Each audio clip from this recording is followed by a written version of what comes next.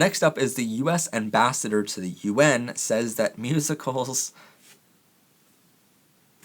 Can you read my mind of what I'm going to say next? Says that musicals are gay propaganda. I bet you didn't think that was where we were going with this story. Where are we at in our country that this is what we're talking about right now? So this story includes Tom Perkins, who is the president of Family Research Council, who is very upset about the U.S. ambassador's Samantha Power for taking some of her colleagues, some other ambassadors from other countries, to a lesbian-themed Tony Award-winning Broadway musical called Fun Home while they were in the UN, I believe, in New York. So he took to the internet, and here's what he said, quote, "On Tuesday, Power," who is Samantha Power, the U.S. ambassador to the UN, decided to spend her influence persuading them, meaning other ambassadors from other countries, on the need to celebrate homosexuality. This week, she hosted 15 UN ambassadors at a gay Broadway musical called Fun Home. Representatives from Russia, Namibia, and other more culturally conservative countries sat through New York's latest sexual propaganda, followed by a proper thank you from Power herself. Power said in a quote on stage, "Thank you," she told the cast, "for bringing all of this home in a way that resolutions and statements never can.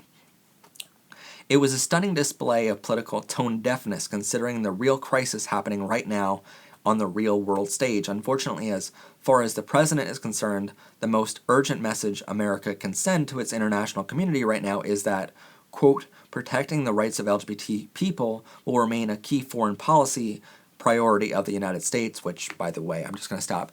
It is not a policy of the United States right now.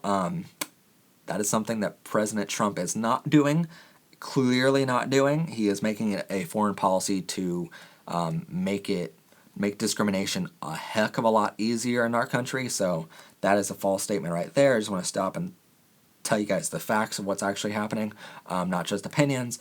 And, quote, "It's only a priority, seemingly. While the world has experienced the largest forced migration since World War II, the White House can't bring itself to say much about the persecution endured by men and women of faith."